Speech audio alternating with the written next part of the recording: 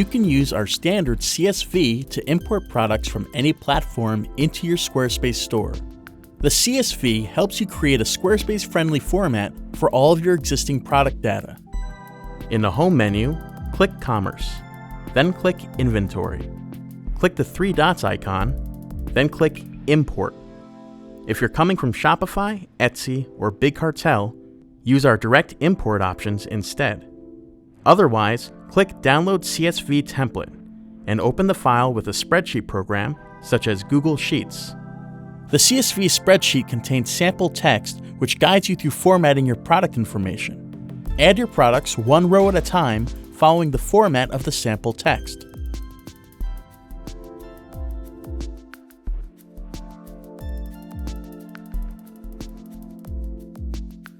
When you're done adding your products, save or export the spreadsheet as a CSV file.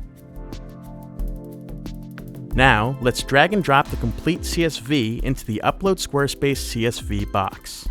Once imported, you will see a window that says Import Complete with the items on display.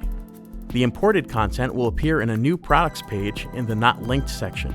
You can enable it at any time. Please let us know if you have any further questions. We're always here to help.